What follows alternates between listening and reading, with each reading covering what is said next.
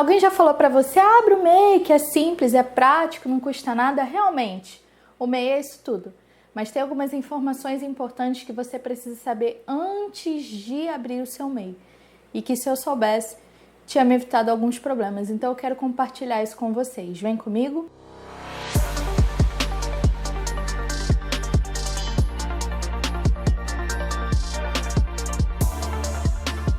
Oi, eu sou a Kézia, sou apaixonada por RH e tecnologia e me tornei Tech Recruiter. Então, esse canal é para compartilhar um pouco do meu dia a dia, um pouco do meu aprendizado, um pouco dos meus erros e dos meus acertos.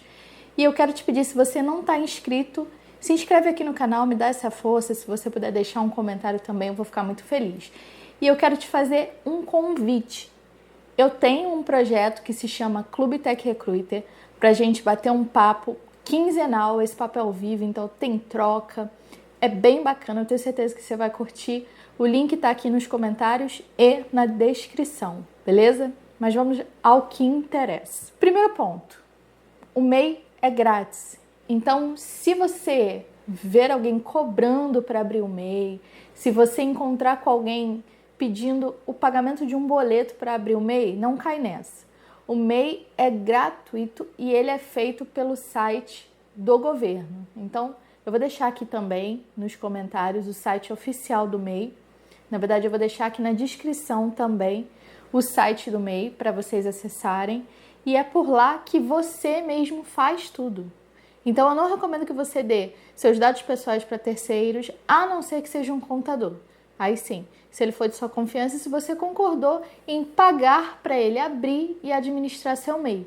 Mas isso é um serviço dele e ele não pode te cobrar para abrir um MEI falando que é um pagamento que o governo cobra, porque isso não existe, ok? Ele pode sim te cobrar pelo serviço dele de abertura, justo, mas não alegar isso para você. Então, o primeiro ponto é esse. Tem muita gente que é enganada, que cai em golpes, e aí paga, dá os seus dados pessoais e quando vai ver, não tem o MEI de verdade. Então, se atenta nisso aí. Um outro ponto importante, como eu falei de contador aqui no tópico anterior, é que você não precisa de um contador para ter um MEI. Diferente de uma empresa em que há muitos impostos, em que a gente precisa cumprir algumas regras, no MEI ele é bem mais tranquilo de administrar. Então, se você for uma pessoa um pouquinho organizada, você consegue administrar o MEI sozinho. E aí o que eu recomendo é que você tenha uma planilha para fazer controle, saída dos serviços que você prestou, de algo que você tenha comprado como um MEI. Inclusive, para quem não sabe, um MEI pode assinar um plano de saúde, na verdade, contratar um plano de saúde. Então, basta ter um MEI em alguns planos de 3 meses ou 6 meses e você já pode assinar com o mesmo desconto como se você fosse uma empresa. Então, é bom para quem realmente já tem um trabalho e já se vê trabalhando por algum tempo como MEI, para que não fique desamparado aí na questão de plano de saúde. Inclusive, você pode colocar isso dentro aí da sua remuneração total. E se você quer ajuda para saber como calcular, dá uma olhadinha nesse vídeo aqui que eu fiz um comparativo entre PJ e CLT. E isso pode te ajudar a tomar a decisão, beleza? E aí, o que é uma coisa muito, muito importante que vocês precisam saber também? Primeiro, separar as despesas. Então, separar suas despesas pessoais de despesas da empresa. Mesmo que você seja MEI, já trate o seu MEI como uma empresa de verdade. Então, eu entendo que se você abrir o MEI, é porque ou você quer ser um consultor, um Tech Recruiter consultor, ou porque realmente a empresa trabalhava dessa forma, a empresa que te contratou não trabalhava com o CLT, e tudo bem também. Mas já que você abriu o MEI, já que você topou esse desafio, por que não fazer tudo direitinho? Então, abra uma conta para o seu MEI. Tem vários bancos com contas que não tem custo nenhum. Então, por exemplo, o Inter, Nubank também funciona para o MEI. Esses não tem custo nenhum, não só para você emitir boletos. O Nubank eu não tenho certeza se tem agora. Agora eu fiquei meio que na dúvida. Mas o Inter eu tenho certeza que não, porque era o banco que eu usava como MEI e eu uso até hoje com o CNPJ, que eu migrei do MEI para o CNPJ. Então, abram contas separadas e todo o dinheiro que vocês faturarem do MEI, coloquem para vir nessa conta do MEI. E aí vocês tenham essa visão mesmo de empresa, sabe? Para dar uma motivação para vocês, vamos dizer assim, para ganharem ainda mais e crescerem mais na profissão. E outro ponto importantíssimo é: não pegue o dinheiro da tua conta e misture as coisas. Então, guarde isso para você, principalmente que quer ser um consultor, ou você principalmente que quer ter uma empresa de consultoria, comece já no MEI a treinar isso em você e ter isso bem separadinho.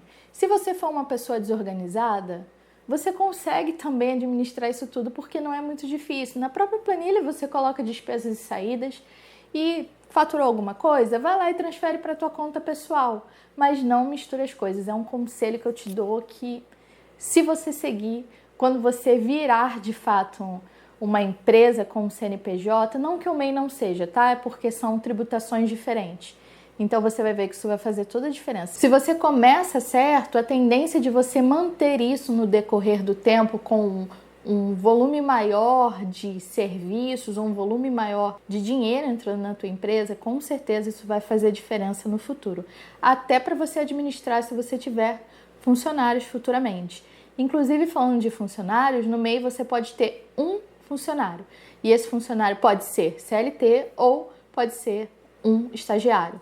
Mas você só pode ter um, beleza? Uma outra coisa importante é que o MEI não precisa emitir nota para pessoa física.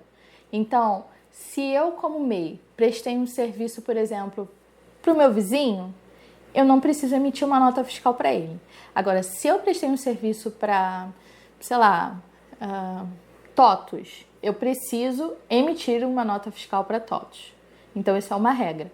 Porém, eu recomendo que você emita mesmo para pessoa física, porque você não vai pagar imposto por emissão de nota. Diferente do CNPJ, no MEI a gente só paga o DAS, que é o recolhimento dos impostos, que, se eu não me engano, está em torno de R$65, eu não tenho certeza, mas está nessa faixa aí de R$60. E pagando esse imposto em dia, você tem direito aos benefícios do INSS, então como aposentadoria, como licença maternidade, como afastamento por invalidez. Então é importante não deixar de pagar essa guiazinha, que é bem baratinha, independente de quanto você ganhe dentro do MEI, o valor vai ser o mesmo, diferente da empresa, que geralmente é 6% do valor da nota. Tá? Então, se não custa, já começa a criar esse hábito. Isso, inclusive, dá um profissionalismo maior para o seu serviço. Eu comecei com o MEI fazendo consultoria de currículo e LinkedIn, também fazendo recrutamento e seleção. Para o recrutamento e seleção era obrigatório porque eram para as empresas, mas para a pessoa física, mesmo assim eu emitia nota. Então as pessoas viam que elas podiam confiar no meu serviço, porque além de, dependendo do serviço, ter um contratinho que eu fazia, também tinha emissão de nota. Então ela se sentia segura de que eu era uma profissional realmente que dava importância para aquilo, para aquele processo que eu estava fazendo com ela. Então pense nisso também. E aí, se realmente faz sentido para você ser MEI, se atente também ao valor. Eu dei uma pesquisada rápida aqui, porque da última vez que eu era MEI, se eu não me engano, era em torno de 80 mil, que era o limite anual. O que é esse limite anual? Você pode faturar de janeiro até dezembro esses 81 mil. Aí, supondo que você abriu o MEI em outubro, você tem esses mesmos 81 mil para faturar entre outubro e dezembro. Se por acaso em um mês você fez uma consultoria ou fechou vagas ou alguma coisa que ultrapassou esse limite, tudo bem. Vamos supor que você fez 50 mil reais no mês, você ainda tem todos os 31 mil para gastar. 31 mil? É 31 mil para gastar durante, aliás, para gastar não, para receber nesse término aí do ano. Então, se atentem a isso também, porque se vocês forem fazer esse cálculo aí de quanto dá, então eu acho que dá mais ou menos uns 6 mil, 7 mil reais por mês, tá? Se você ganhar mais que isso, aí provavelmente você já vai ter que abrir um CNPJ de fato. Então, se você fechou um salário de 10 mil reais, em 12 meses você vai ganhar 120 mil reais. Então, você precisa ter esse controle aí para garantir que você não vai ultrapassar o limite do MEI e ir direto já para o PJ. E não tem problema para o PJ, gente. Para o PJ é ótimo, porque significa que você está faturando mais. Você só precisa fazer tudo direitinho para não ficar devendo impostos, para não se embolar como pessoa jurídica, porque como pessoa jurídica você precisa emitir nota para qualquer um, inclusive para a pessoa física, é diferente do MEI, tá? Eu sei que é um pouquinho enrolado, mas eu quero te dar essas dicas aí que são muito importantes. E uma última dica que eu queria dar para vocês é: peçam ajuda na empresa que contratou vocês. Então, se a empresa que te contratou trabalha com MEI e oferece essa possibilidade, pede ajuda. Se você está perdido, fala: você tem alguém que possa me ajudar? Tem alguém no DP? Tem algum passo a passo para abrir esse MEI? E aí você consegue abrir com um pouco mais de segurança e mais tranquilidade. Mas geralmente as empresas que fazem isso são mais flexíveis para ajudar a pessoa que está entrando nesse processo aí de abertura. E, gente, o MEI realmente é bem simples, tanto para abrir como para fechar. O que você não pode deixar de fazer, na minha opinião, é ter contas separadas, emitir nota obrigatoriamente para pessoas jurídicas que você prestar o serviço, então para as empresas que você prestar o serviço, e também fazer a contribuição mensal no DAS, porque isso vai te garantir, no caso de algum tipo de acidente, essa assistência. Inclusive essa contribuição conta para o tempo de aposentadoria também. E uma coisa muito importante que vocês precisam se atentar: se vocês estiverem recebendo o seguro-desemprego e abrirem o MEI, vocês perdem. Tem uma regrinha ali, mas é importante vocês se atentarem a isso. Então, se você foi desligado, pediu demissão de uma empresa, enfim, se você foi desligado, na verdade, está recebendo seguro, cuidado com o MEI, porque você pode perder, tá bom? E é isso, gente. Eu espero que tenha ajudado. Eu sei que é um assunto muito complexo, eu não sou contadora, não sou boa com números, mas eu queria deixar esse recadinho aqui para vocês sobre estratégia, sobre crescimento. Que eu acho que todo mundo que começa como MEI acaba tendo um gostinho de como é ter uma empresa e administrar. E quando você começa fazendo isso certinho, e quando você tem um pensamento de ser uma consultoria, uma empresa maior, esses pequenos passos no começo fazem toda a diferença, tá bom? De novo, se você não se inscreveu ainda, se inscreve aqui no canal, deixa um comentário, deixa um oi, eu quero muito te conhecer. E se você quiser conversar um pouquinho mais com a galera que gosta de recrutamento de tecnologia, eu te espero lá no clube, tá bom? Um beijo!